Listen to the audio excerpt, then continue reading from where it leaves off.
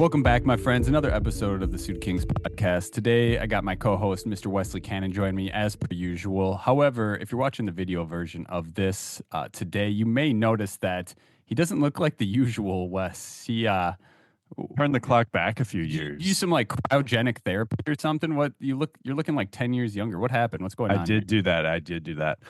I fully shaved my face for the first time in probably at least a year.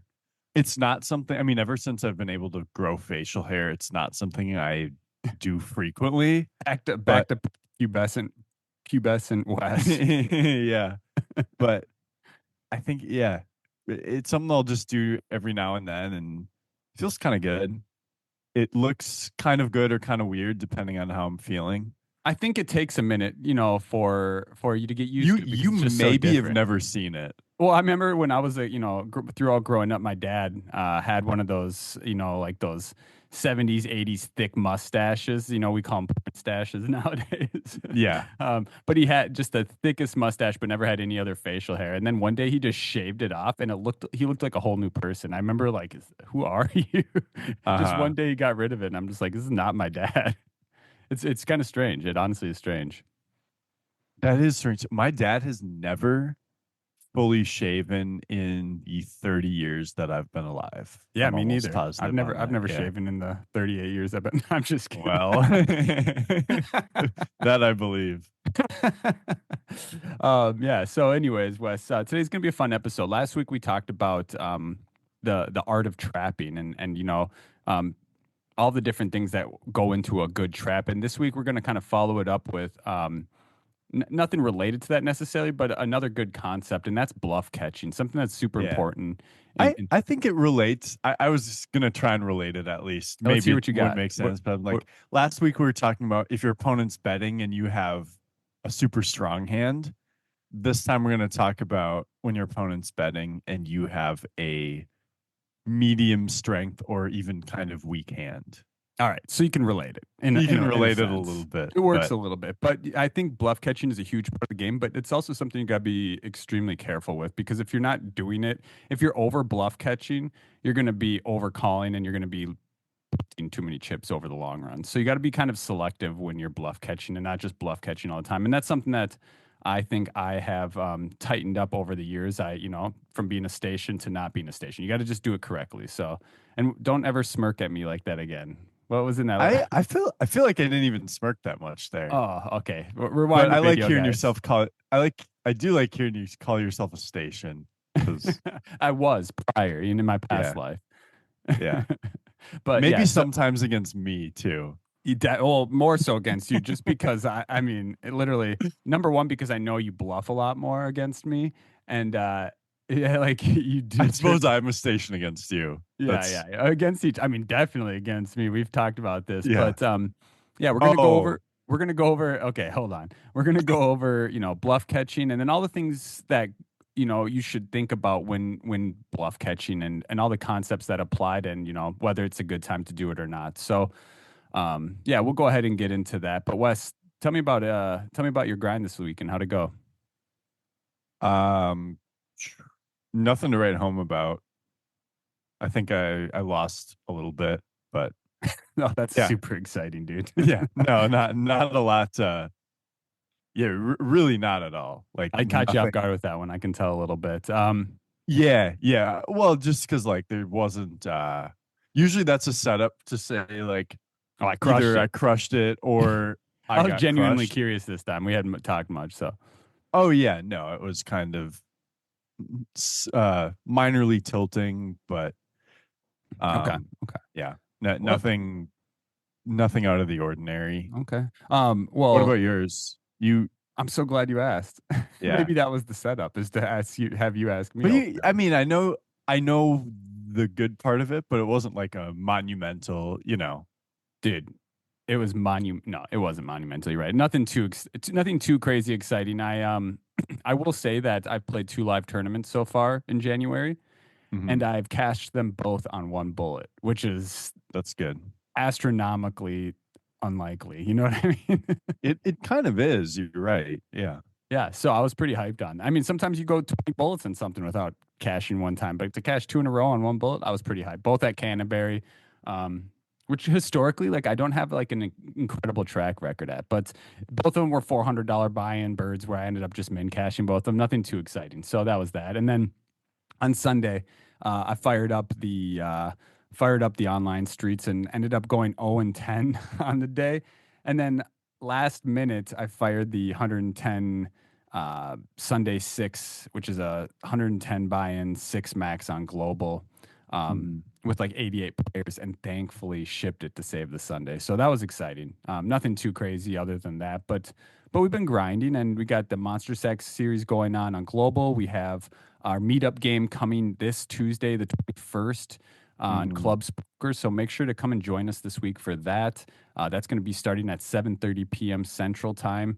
We'll have a password to enter that, which we'll add in, all of our socials. So keep an eye on Discord, on Twitter, all that stuff. We'll post the password if you want to come play with us. Not this week, but last week. We ended up failing to run that one due to a couple of different circumstances that were kind of out of our control. So this week, let's make it a bit next week, I should say. Let's make it a big one. So the 21st of January, Tuesday, the day after MLK Day. Come join us Yeah. 7:30 p.m. Central. Yeah. Let's make that a great one. Yeah, I We're want to see still, 30 plus entries, and I want to see me take home my fourth meetup game win. what's funny is so what ended up happening is we needed to hit a certain amount. I think like three people need to be registered right at the beginning, and a bunch of people register or tried to register like a few minutes after it started. But me and Randy Jacks were the only two actually registered at the time. And hilariously, we were the last time we went 1-2. So I just told him like, hey, we went 1-2 again. So, You might want you to know, I, clarify who got one because it definitely wasn't you. I think everyone knows that. I think anyone who's listened to any of our episodes knows that I have gotten several second places in these meetup games, and I have not gotten the first place. So, Well, there's like a saying that goes with that, like always the bridesmaid, never the bride, something like that. okay. Yeah. That's great, Max. Always the baby, never the man. Yep. Yeah. That's why I shaved That's today. exactly where we're going with that. So, Wes, let's go ahead and get into the content here today.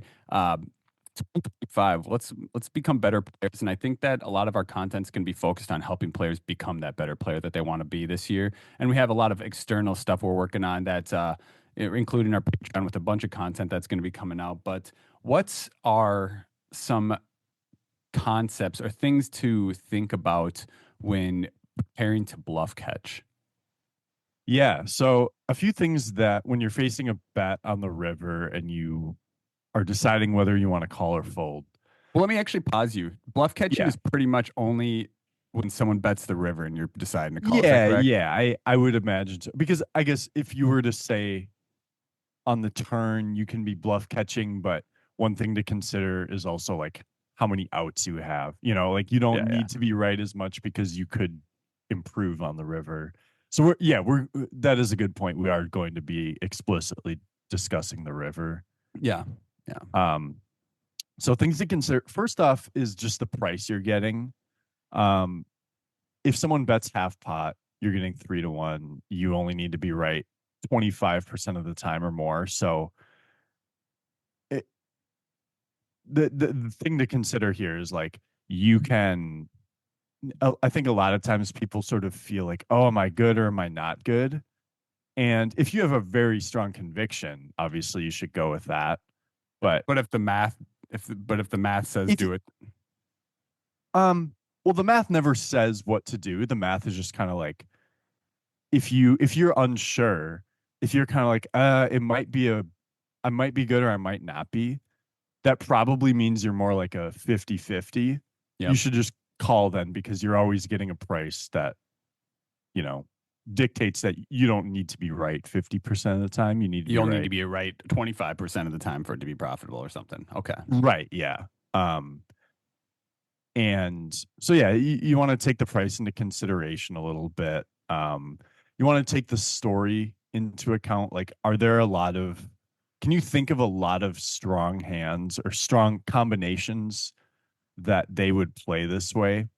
Um, if their story doesn't really make sense, if you can't really think of a value hand, or at least very many value hands they would play this way, that should lean you more towards calling. But if their story really adds up, that should, if maybe lean you towards folding, or at least considering, Okay. okay, now would they play a lot of bluffs this way too? Well, I think let's pause you in the line there of your list of stuff and let's just discuss that. So, for just a very brief moment here. So, if we're at the river and what he said was, does the story make sense? It's like, okay, so now we've seen all of the action throughout the entire Yes. hand.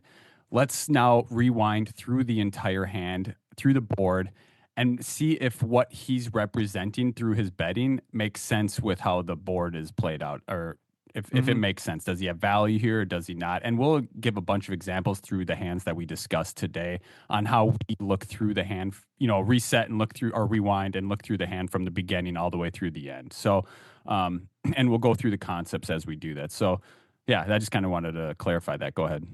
Yep. The third thing, and these are in no particular order, but if you have a good blocker, if you have good blockers, that can come into play as well. That shouldn't be the only reason you make a hero call by any means, though. But if you have a card that makes it a little bit less likely your opponent has value, that should be at least a little bit of the consideration. I think all these things you're bringing up are little things that can notch you more towards calling or folding, though. Use Yes. it to help you lean towards one direction or the other. Don't use them as the ultimatum. Yep. Yeah, that's well said. And then fourth, can we beat a value? Like, can we beat some value bets? Yep. We're talking about bluff catching, but you should think, well, if we are, is there a chance that they're going for value with a hand that we're beating? And if so, you should call against most players unless you think an opponent is just going to be drastically under bluffing you. Um, this one is only this one only comes up in tournaments, but you should consider the ICM situation. If it's a close one, but you're on the bubble, you're on the final table bubble, like you should heavily just lean towards folding, because it's not going, your upside is not as good as your downside in those spots.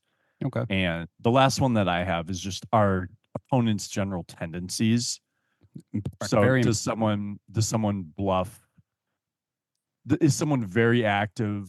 Are they Yeah, if you've capable been of paying attention bluffing? the past hour, have they been betting a lot? Have they shown any bluffs in the past? I mean, paying attention to the opponent's tendencies is probably the most important in my opinion. Yeah. And this will be like online, you get so many more hands than live. But yeah, live, just like you may not remember the specifics of all the hands you've played with your opponent, but people tend to pick up on the vibes of the opponent that they're playing against. And I Yep. think it's important to, yeah, just, Okay. if they're going to be bluffing a lot or a little bit or probably an appropriate amount, which to be fair, a quote unquote appropriate amount of bluffing is actually quite a lot. But yeah, just think about your opponent tendencies and factor that in as well. Max, is there anything else that came to your mind? Yeah, there's two other things I wanted to mention quickly. One of them, well, I guess it's one thing, and that's tells. Things that you might see your opponent that might give you more Yeah, information. even if it's not like a tendency, it's something they did during this hand, Exactly. Yeah.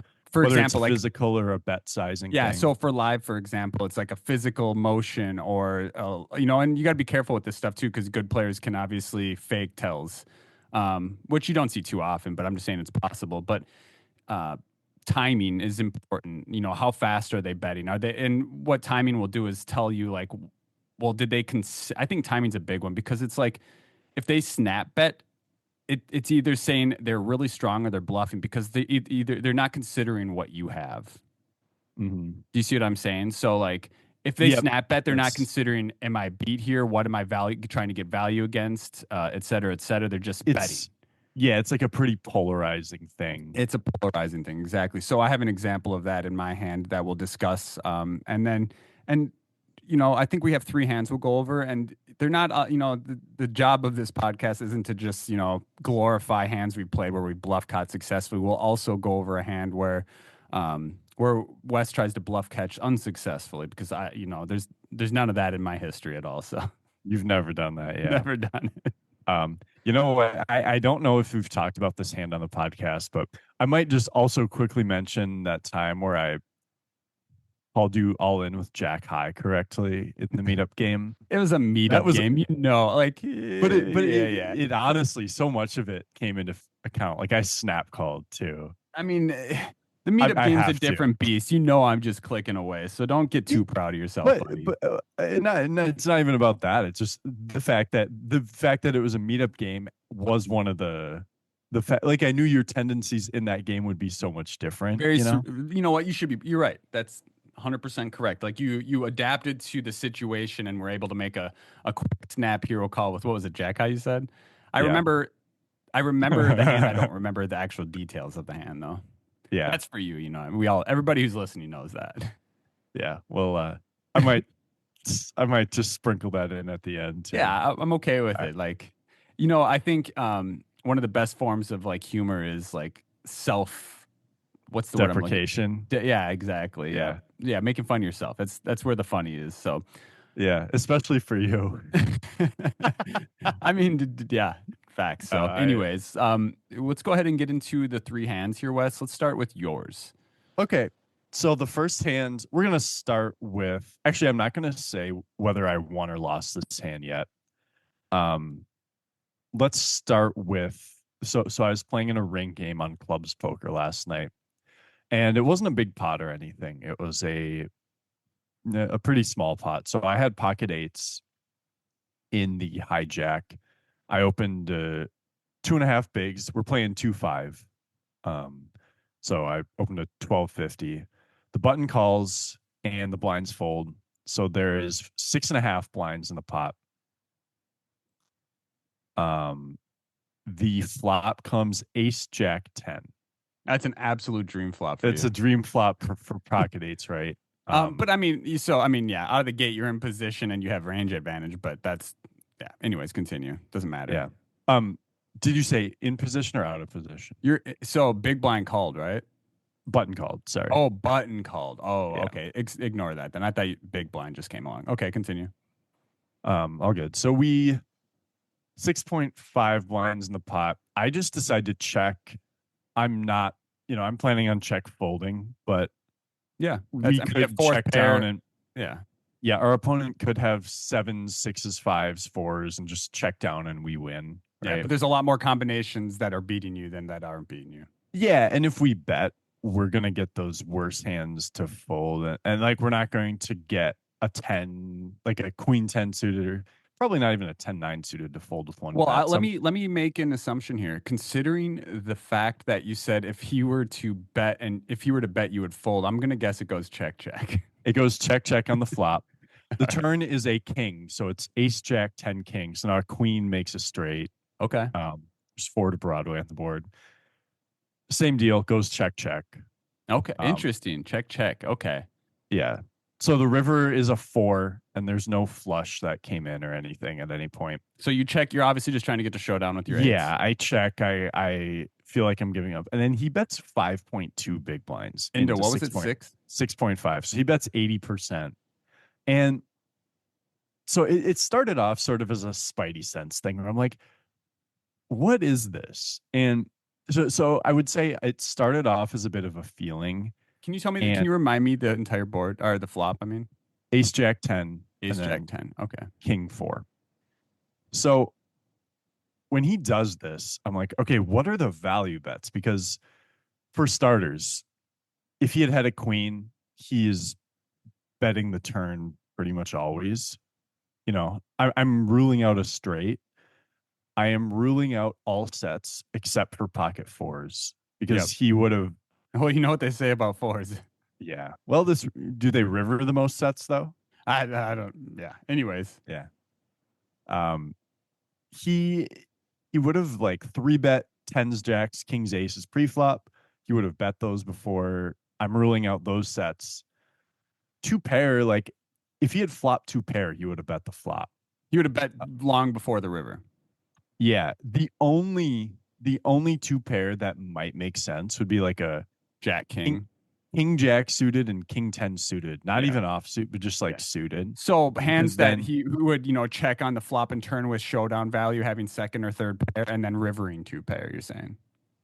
turning two pair. Or turning two pair. Yeah, yeah, yeah, yeah. Yeah, because with four to a straight, I don't necessarily think he would bet the turn. Like he's not going to go for two streets with king jack or king Right, right.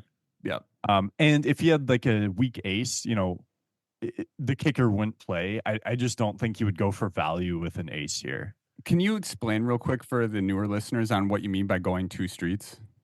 Yes. So I think this is basically, important too. turn and river. By two streets, we just mean like two, pre-flop is a street, the flop is a street, turn is a street, river is a street. And So I yeah, think he would not, if he were to bet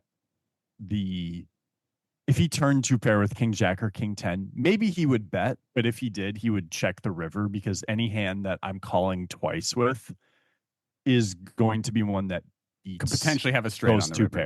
pair. Yeah. There's no straight on the river, there's on the turn. I think you're getting Oh, the the turn, king, the river was the a four. king and the four. I Yeah, keep mixing the turn and river up. Sorry for all the yeah. listeners. Okay, continue.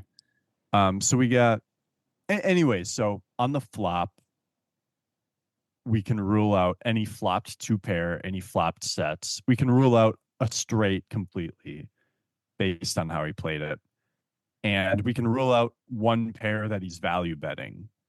Um, King Jack suited and King 10 suited, maybe, but that's only a few combos. And then the rivered set of fours is the one that we are worried about, but there's still only three combos of pocket fours left.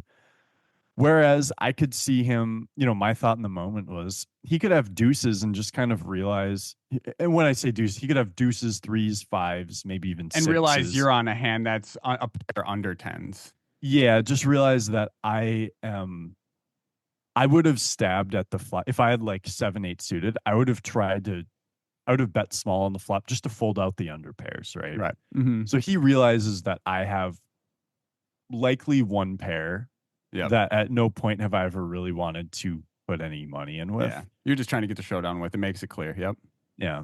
And so he could have a 7-8 or 6-7 suited, 5-6 suited, that too. Okay. So I can see. So let's go to the list of considerations here. The price is not necessarily great, but it's a less than a pot size bet. So I need to be right less than 33%. It's like I probably need to be good about 28 to 30% of the time. So like, I already think I'm coming up with more combos of hands he might bluff with than hands he might value bet with, Okay. right? Well, let me ask you. So essentially, there's no point. There's no way he has a straight here as played. He would have bet either the flop or turn. So essentially, the only thing he's saying that he's value betting here is pocket fours that he rivered and is targeting two pairs. Yeah, and maybe King Jack suited and King 10 suited that check back the turn because even though he had two pair on the turn, there was four to a straight, so he wasn't. Yeah. It wasn't actually that strong of a hand. So I think price is not necessarily great, but we're just I guess the story is what we're leaning into on this one, where it's like none of the value hands make sense here, and I don't think like if he had ace 7 suited, I don't think he's just value betting one pair, hoping to get called by like some random one Yeah. pair. I think when bluff catching, trying to figure out the story is the most important part. Like, does his story make sense? And if it makes sense, it's the better time to bluff, right? Because you can get it through then. But in this sense, it doesn't seem like it just doesn't make sense. Mm-hmm. And then so blockers not good. We actually have bad blockers because like if we somehow had a 4, I think that would be better. But and when we have two eights, like maybe he could have 7-8 suited in bluff, and so blockers are either neutral or bad here. Can we beat value? Definitely not. ICM doesn't matter. Don't really have a read on opponent tendencies, and it's online, so there's not like a physical tell involved. But I think the story here is really the thing that it came down to. And I ended up making the call, and he showed 6-7 of hearts for 7 high. So yeah. So this would have been nice if he were to potentially This probably would have got through if he were to bet flop and bet river. So bet flop, check turn, bet river. Yeah. His story would make sense. Or any two, like, well, Any two to be streets. fair, it would have gotten through if he just bet flop, but if he had bet turn as well, Yeah. Yeah. he could easily represent queen jack suited, queen 10 suited, um, king queen not so much because he would have flopped a straight with that. But yeah, What at any point I feel like he could have, before the river, had he shown aggression, it would have made the story a little bit more believable for me. so going Plus, back to sorry, continue what your thought was. the last thing I was going to say is, plus at that point, if you bet before the river, then there's sort of an implication that I could have to not just bluff catch here, but bluff catch the river as well, which makes it a much worse proposition. Okay. So I just kind of wanted to clarify the points, the original 4 or 5 talking points or whatever it was you gave prior to the hand history. Well, let's go over those in this hand. So the one of them was the story. Does it make sense? No, it doesn't make sense. We If the opponent had a value hand here, we'd expect him to bet probably 2 streets worth. Does that make sense? Does that seem fair? um, I Or he would would say have bet that earlier in the hand, I guess is what I mean. Not 2 streets, but he would have bet earlier in the hand. he would have bet earlier in the hand with some of it, or if he has, it, it's like the story makes sense only for such a small portion of hands is Yep. the way I would put it. Yeah. Yeah. So Okay. it doesn't That's make well put. Yeah. sense. It doesn't make sense for enough hands for me to think that it's Okay. likely. And now the odds. What I forgot what you said they were, and were you getting the right price? Probably Well, technically not, because you said you bet 5 into 6 something. well, I I was easily getting the right price because I thought that I was, based on the combos, if I thought he Okay. might bluff, like, I could count out, like, if he would bluff the lowest pocket pairs plus some suited connectors, he probably had like um 18 combos of bluffs, and he probably only had like 8 combos of value, which means I'm like good close to 70% of the time. Okay. So it would be like impossible for me to not get the right price there. Okay. Um, yeah. That makes sense. Okay. So the pricing that was there any sort of timing tells or tells at all? No, No. Okay. nothing that played into it. Okay. Is there any other points I'm missing that we brought up? He didn't have any, so tells and tendencies maybe go together, but he didn't have any tendencies that I knew of. You hadn't seen him showing bluffs already. No, but I kind of assume online that it's just, people will be able to a little more. And I feel then, like people bluff. Well, maybe that's inaccurate. I'll tell you what, I see a lot of bluffing live lately. yeah, But yeah, anyways, yeah. yeah, that could be true. And then can we beat value? And we definitely cannot beat a value bet. It's your hand's a pure bluff catcher. Yeah, in Yep. this case, we cannot. So Okay. really, it was oh, and blockers were not good.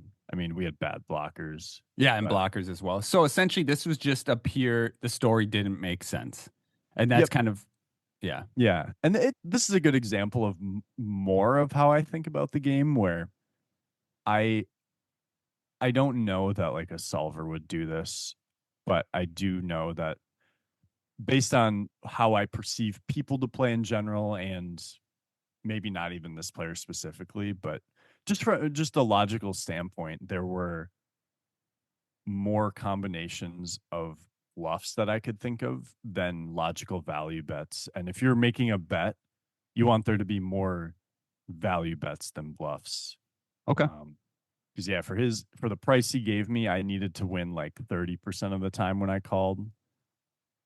And I came to the conclusion, not that I was getting to this exact number in the moment, but based on how I'm looking at all the combos now, I'm like, I was probably good like 65-70% of the time. Yeah, that makes, I mean, I think that intuitively you're able to kind of, without doing the combos in your head, you're able to realize that. Yes. Yeah. If you practice it off the table, it just sort of makes more sense on the table. Yeah. Or even practice it on the table. I mean, Yeah. just from experience, all the experience you've developed over the years, it's something that intuitively, and I think maybe that's something that you'll see more so in mine. So a lot of you listeners know that Wes is more of a theoretically driven player, where I'm more of the field player. Obviously, I have a large foundation of theory through studying with Wes and through other platforms. But anything on that hand you wanted to complete before we go into my hand? No, should we do your hand or my other hand first? Um, let's go ahead and let's do mine, and then we'll bounce back to yours. Sounds good. Okay. Let's go ahead and actually just take a quick break.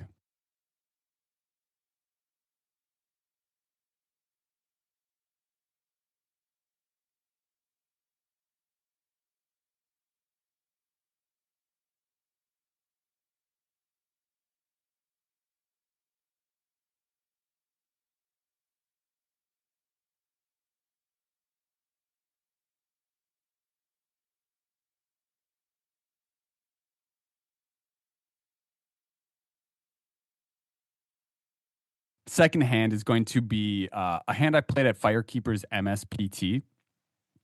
The blinds. So first off, if you're not familiar with Firekeeper's MSPT, this is like the cream of the crop. It's like the best 1100 in the Midwest. It's got, what is it, a 2 million guarantee on it? Whatever I think it Or might one only be mil. It's a one, but the actual prize pool has been well over 2 million. Yeah. So it almost when we've doubles its been there. guarantee. It's a massive $1,100 event. It's in Michigan. They, Battle Creek, Michigan. Battle Creek, Michigan. They do it twice a year. Wes and I often travel to that. And this was from the last one in September. Was that right, Wes? October, yeah, but October. this last fall, yeah. I just talked about this. I still can't even remember. Yeah, it was last fall. Anyways, MSPT Firekeepers.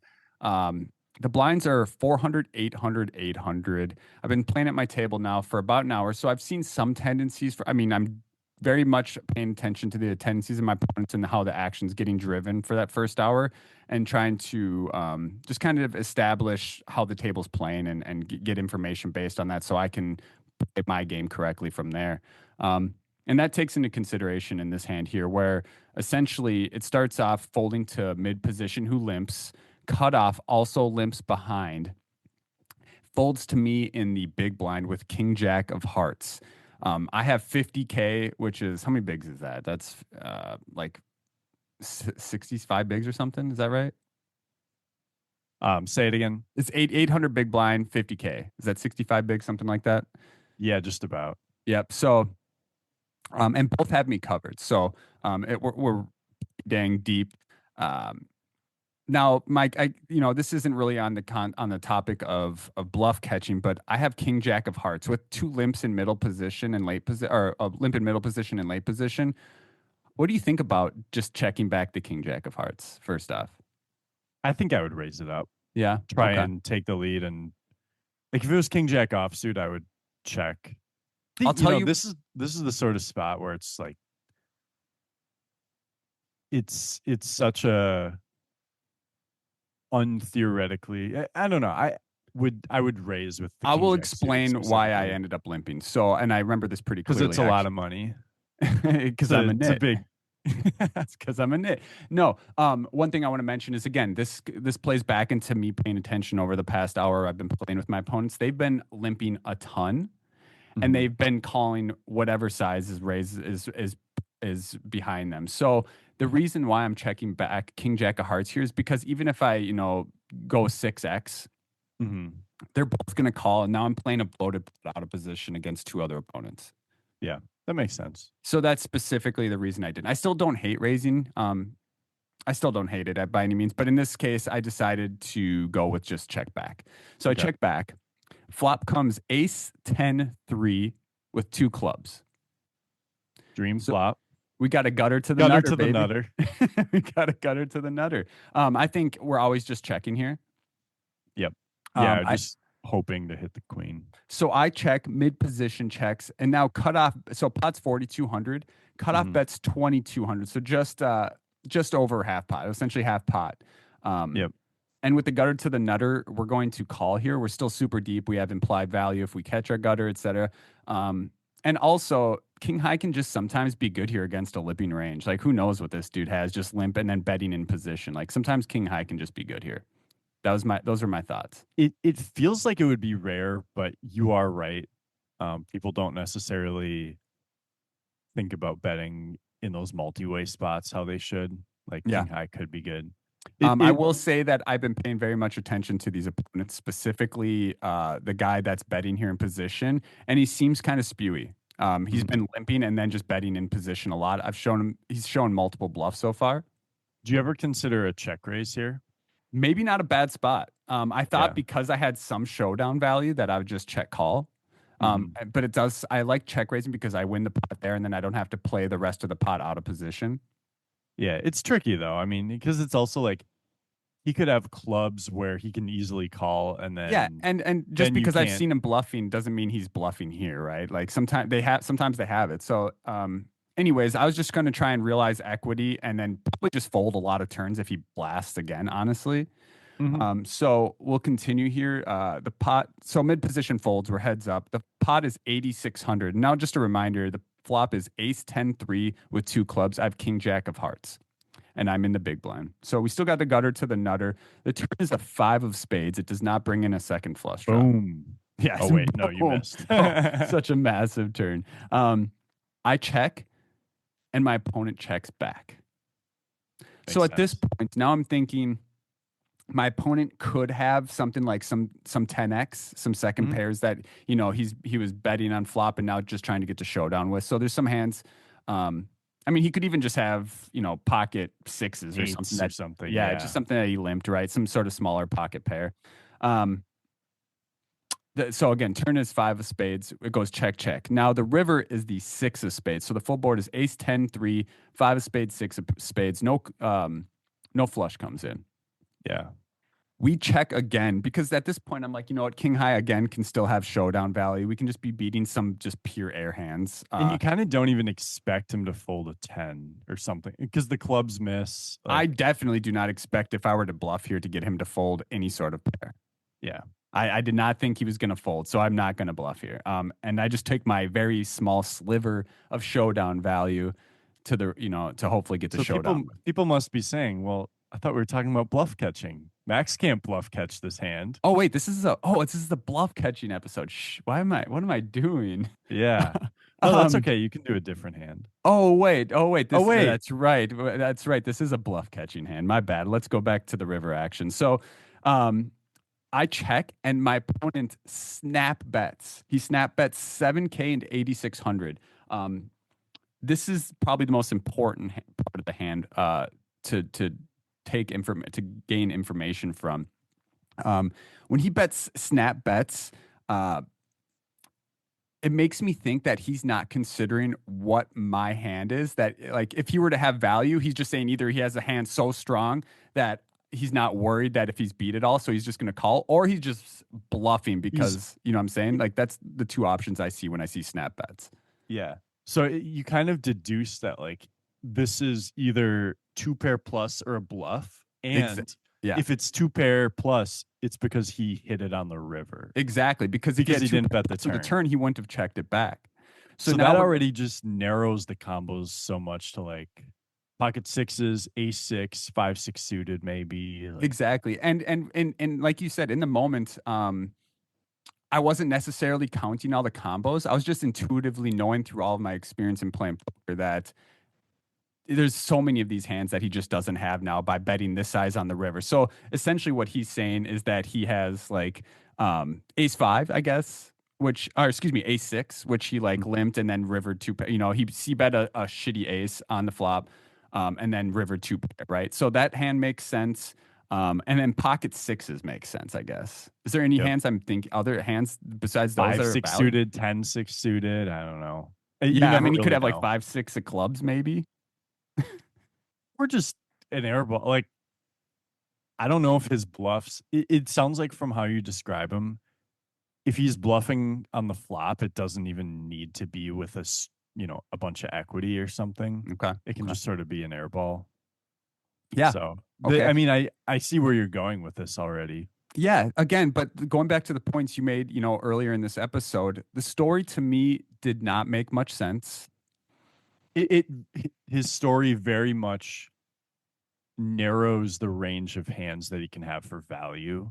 Exactly. And Yep. you perceive him as someone who maybe is an over bluffer, if anything.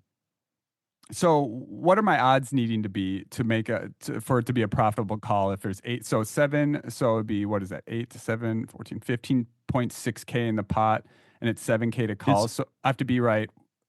a little better than 2 to 1. So Yeah, a it's little better under than 50. 33%. It's similar to mine where it's like Exactly. Now, 30-ish, yeah, and 28%-ish. now if I'm making his value range so small and his bluffing range just much wider, it's again, I think it makes it kind of a slam dunk call. Maybe not a slam dunk, but it Yeah, makes it a good call.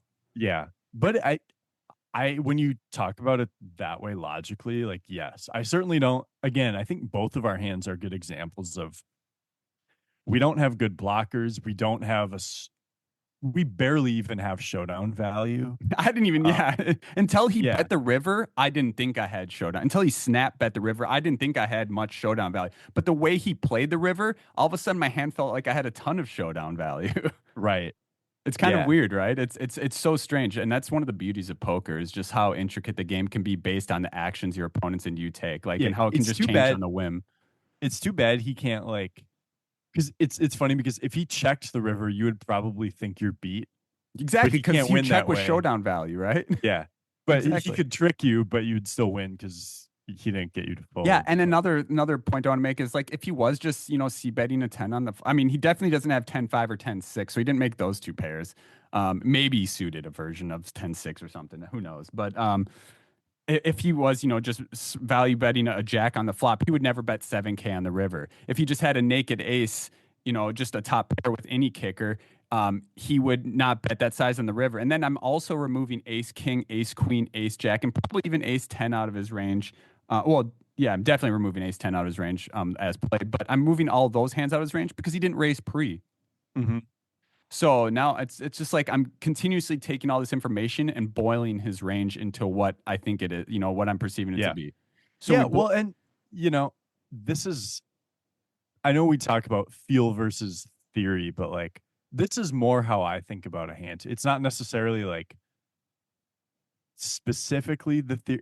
It's using sort of the theory concepts to apply it to an exploitative situation, and that's right? kind of I feel like that's a foundation And of my that's play. yeah, and that's exactly what you're doing. Have you said what he had? I have not said what he has Because yet. you called So with king high. I relatively quickly called. I just because like intuitively, like the second he snap bet that size, almost a full pot bet on that river, I was just like, what are you doing? Like it was so funny. I remember in my head, I'm like, wow, okay, well, here, call. Like there was not much, like I didn't tank for a minute even. I think it was probably like a 20-second tank, and I was just like, this is silly. I call. Um, Hmm. and then he sheepishly turns over the queen nine offsuit. So he just had air the entire time. There was Yeah, yeah. No, I think that's a terrific read. It actually does remind me of one more thing you need to think about though when bluff catching. And obviously it didn't turn out to be the case here, but one thing you should make sure of is make sure you can beat all the bluffs because that's honestly the thing that would worry me most here is like that's he, important. he turns over king queen or turns over like uh, what was the board King ace Queen's a good 10 one that he might just have here. ace 10 3 5 6, right? Honestly, I think he might even open King Queen pre, but continue. Or if he has like deuces or Yeah, something yeah. that he's See, turning and into a bluff. that's what sucks is I could have value owned my or maybe value owned isn't the right description for this, but yes, I could have easily been beat by some shitty pair that he turned into a bluff. And there's been so many times in my career as a poker player where I've bluff catched correctly, but incorrectly because he was bluffing with a better hand. I've done even recently. I remember a time I did that. We won't get into it now, but it's definitely that I would say that is something to add to our list of things. Is make sure you can actually even beat all the bluffs here, right? Great point So to add. And that was something I didn't even think or or about while we or, were or discussing I this should because that's a yeah, huge issue. or I should say you were so sure that that there were so many more bluffs than value that maybe it didn't even maybe the fact that you could occasionally lose to a bluff still means it was a good call. Yeah. Like I there think weren't that's enough. also a part of it. So, Yeah. But no, that was a really cool one. and one thing I want to mention I thought was really funny about this hand is that so I obviously called with king high in this pot and the whole table was like gasping like what the fuck like wow Yeah. what that was sick. Well, what was super funny about this was that about an orbit earlier I folded the second nut flush incorrectly to this old guy who jammed the river. Oh It was on a no. four flush, just to kind of Yeah. grant, just it was on a Yeah, four yeah. flush. I folded the second nut flush to a guy who jammed the river and withered, who I thought was never bluffing, and Yeah. I show the second nut flush and fold, and then he shows me the fourth nut flush Oh, and weird. wins the pot. I know I couldn't Yeah. believe he jammed with it. I was just like I never saw him doing that, but my opponent saw me fold that hand face up. Oh, And then so and then they see me call call with with king king high high. on this spot. And they're like, what the fuck is going on? Well, it just goes to show like your absolute hand strength in poker is so much less important than the relative hand strength and the situational hand strength. Yeah. Yeah. So, Yeah. And each hand is different. So like follow the logic and go from there. Like in my opinion on that flush hand, the logic was that I was beat. So I folded. In this hand, even though I only compared second nut flush versus king high, I felt like the opposite with my king high. So, I mean, and just follow the logic. yeah. And we won't get into that hand now. But I remember you told me that flush hand, and I kind of agreed with you on that one too. I couldn't believe, I mean, I Yeah. was, yeah, I was like, you know what? And it was a big pot and I made an incorrect fold, but honestly, I think I would do it again. Yeah. Good. Yeah. So sometimes Um, you're wrong in poker. And if you're not sometimes wrong, you're not playing correctly. totally. Or you're probably cheating, actually. Or yeah, yeah. Or you're cheating. So that was a fun So hand. Thanks for listening to that one, Wes. Now you have a third one, and then we have a very brief fourth one where you can make fun of me. yeah. So the third one here, we actually reviewed it together yesterday, but this is an online $500 tournament. Kind of early mid stages. We have a bunch of chips. We limp in the small blind with king 10 offsuit. We have the 10 of diamonds, which will matter a little bit. Big blind checks. Flop is king 7-3 with the king and 7 of diamonds. We won't play out the hand too much in terms of strategy, but we check, face a bet of one big blind, we call. Turn is a Remind me, 10. sorry, I was lost in thought there for a moment. So we had king 10 in the small. It's that hand, right? Yep. Okay. And then you already spoke the action up to that point. Yep. So then we check call the flop. Pot is like 4.8 big blinds now. What was Going the to the flop? turn. Full flop again? King. King 7-3, 2 diamonds. Okay. Turn is a 10, so we have top 2 pair. 10 of spades. Doesn't bring Two in flush any. draws? No, just one. Okay. Just one. We check and face a near pot size bet, and we're about 40 blinds deep. So when you and I reviewed this, we kind of prefer to raise here. But Yeah. anyways, I ended up calling. Pot is somewhere around 13, I think 13.6 bigs. The river is a Like a 3 four of diamonds? diamonds. So Oh, it three of pairs the diamonds? 3 and brings in the flush. And we check, and our opponent tanks and bets 11 bigs into 13 point something bigs. And You want so to say the whole board? king of diamonds, 7 of diamonds, 3 of hearts, I think. Bananas. 10 of spades, 3 of diamonds. So we have Okay. top 2 pair, but the flush gets in. And if our opponent had 7-3 or 10-3, they now have a boat. So quickly here on the river, there are a few considerations. Like, is this a bluff catch or not? I don't think with the flush coming in that our opponent is going to bet, what is it, like 80% pot. We're seeing a lot of these 80-ish% pot river bets today. Yeah. But Yeah. But your hand's like a pure bluff catcher here, isn't it then? yeah, the first question is, can we beat, or like, is he playing king 7 this way? Yeah. And That's the only other two pair you're beating, right? Or Yeah, besides 7-10. right. 7-10 loses to just a king now. So Yeah. that's Oh, out that's of the right, because question. the board paired threes. Yep. Yeah. The diamonds get there. The main bluffs I can beat are like hands with 1 diamond. Maybe they're a gutter on the flop, or maybe they turned a straight draw. Like maybe he started firing with 8-9 offsuit with a diamond, or jack-9 with a diamond, 8-6 with a diamond. And so we have a block, 10 of diamonds is nice because we take out some flush combos. Although I will say, and we talked about this a bit yesterday, I don't think it's as relevant of a blocker, because if he had 10x of diamonds, he might check the turn because he turns second pair. Hmm. And so he doesn't need to bluff, and he might not think it's a strong enough hand to value bet. Maybe he would though, but I think having the 10 of diamonds is better than having an offsuit 10.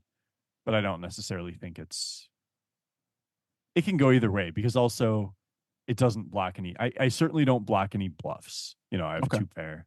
Yeah. Um, so I would say my blockers are pretty good. I would say the price, I mean, I would say this is a situation where it's close, where I think I'm going to be beat. I need to be right again, maybe like 28 to 30% of the time. That's probably going to be close to the case. Like if I'm calling here, I'm expecting to lose over half the time for sure. I like Um, I like this hand a lot, Wes, because um this is an important one I should say to bring up. This is the reason I like it, is because your hand is so strong, yet mhm. it's still just a bluff catcher. And I It think is people will overlook that their hand, even though being so strong, is a bluff catcher, right? Like, right. so it's Yeah. important to take a step back and be like, yes, my hand is very strong, but in terms to what my opponent would be betting here, it's not strong. Yeah. You're right. Yeah. Like it's good to realize because I think even people who don't consider themselves like, oh, a solver person or whatever, will just kind of flick in the call here because it's like, oh, my hand, I have top two pair. What do you want me to do? And it's these are folds that are important to be able to make if you perceive your opponent as not that likely to be bluffing. Um, Now this is an online $500 tournament.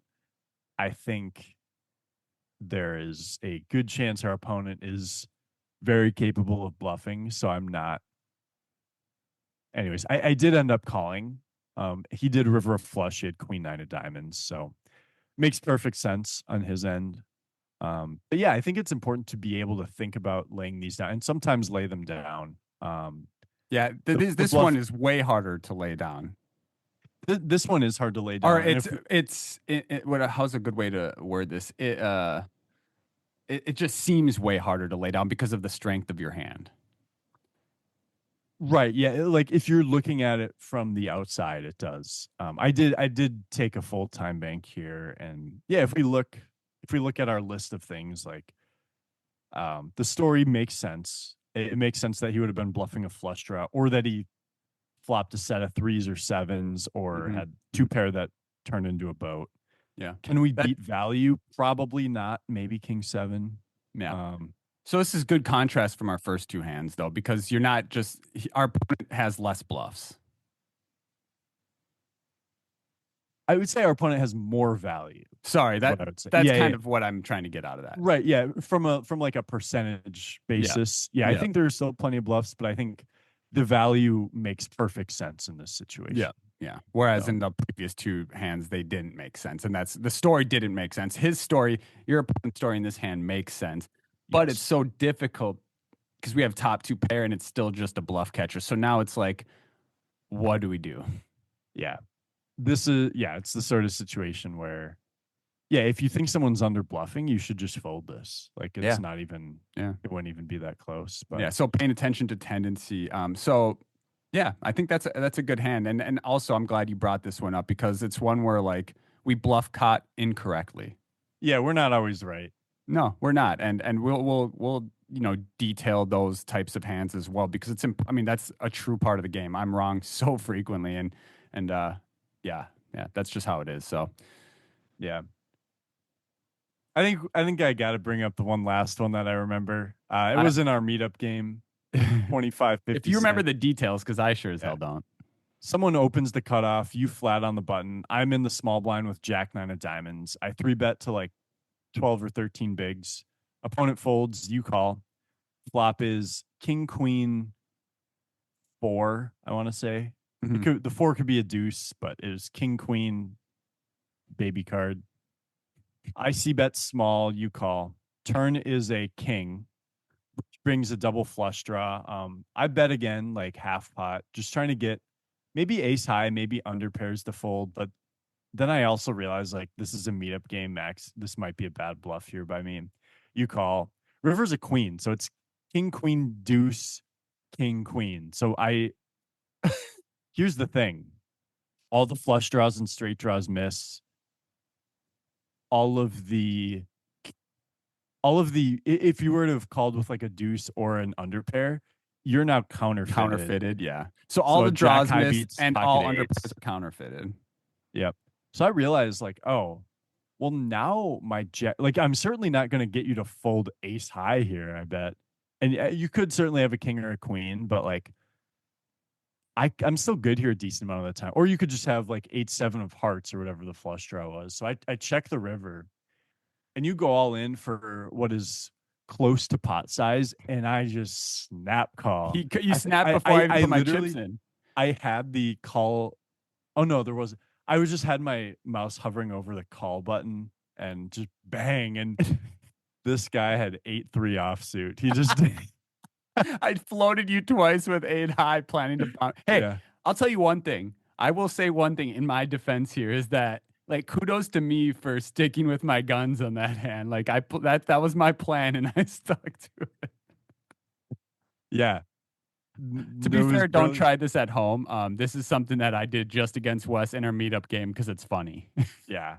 And honestly, so if we are talking the strategy here, that did play into the situation. And I also think just based on this board, like Jack high and pocket aces, like if I had pocket aces, it would be kind of a similar strength of hand once you go all in. Like you Yeah. either have a king or a queen or you're bluffing. Because You know? so 8-3 offsuit or 8-3 whatever suit, even if it's suited, is has the by that river has the exact same value as pocket eights. Right. Yeah. Um now to be fair, I thought it was pocket eights, and pocket eights makes a little more sense to call the flop and turn and pre-flop with. I thought But the 3 was an 8. I mean, it's almost an 8.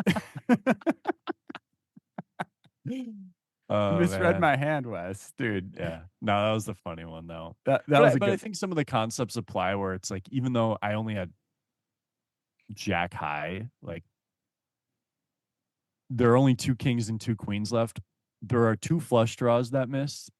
There are you could have called me with all Underpairs the that now are underpairs, which bluffing. I now beat. Yeah, And so I think there is a lot of logic to my call, but also the added equity of just just being able crushing to my wreck soul you. in Yeah. front of all of our friends.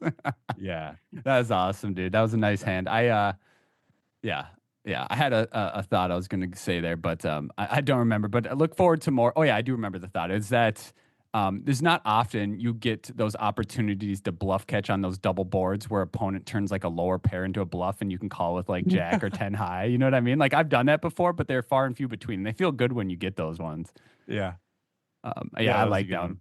If you guys want to come see me bluff with 8-3 offsuit, make sure to come join our home game, our Come to meetup our game on next Clubs Poker meetup game. next week, Tuesday, 7:30 p.m. I cannot wait. I'm gonna blast off. It's blasting off time, Wes. It is. It really is. I can't wait. But yeah, guys, this is a very a kind of an insightful episode to review these hands. If you have questions about bluff catching or questions about the hands we went over or thoughts, anything like that at all, send us a message. Hit us up on Discord. You can send us a message there or just post it in one of the Discord channels. Yeah, and we just look forward to battling with you guys next Tuesday in the meetup game. Wes, anything else we have here today? Nothing more on my end. Yeah, nothing Solid much here. episode. Not too much live coming up until the end of the month. I'm looking forward to, I guess it's already the 15th or 14th today. It's the Yeah, 15th. it's 15th, 16th I'll when it tell you comes what, out. time just does not slow down. It's crazy. I can't believe it's already the 15th, but we have Potawatomi at the end of this month, the MSPT Mhm. stop, which I'm looking forward to. I haven't been to Potawatomi since 2017 for their WSOP circuit because they've been shut down for so long. Yeah. So I've looking only forward. played there once, 2019. Yeah, I think I've only Same been there thing. I once went or there for the twice. circuit. Yeah. Looking forward to going out there and winning my second MSPT. I'll let you have second, I guess. That's Uh, so sweet of you. man, I dream of the day when you and I get heads up in a big tournament. Yeah. That would be Me super too. incredible. But guys, if you haven't yet, make sure to check out our YouTube channel. This video will be on there today. you can find a link for that in all the descriptions anywhere. You can just click on that link. Make sure to subscribe to our channel to help us get, algorithm favoritism so we can get, when you search Suited Kings, it pops up first. Make sure to join our Discord if you haven't yet. Links again for the description in that, links for that in the description rather. Um, am I missing anything here? I mean, we have a bunch of future stuff coming up. Merch is finally in the works, so look forward to that coming out soon. I've said that for a long time, but it is in the works, and can't wait to get you guys some goody Suited Kings gear to rock at your, whenever you want to rock it. So make sure to check that out. Um, Other than that, I think that's everything, and yeah, let's keep 2025 rolling here. I'm excited for this year. Let's do it. All right, brother. Wesley, have a good rest of your day, sir. I'll see you in the online streets either tonight or later this weekend. And yeah, have a good one.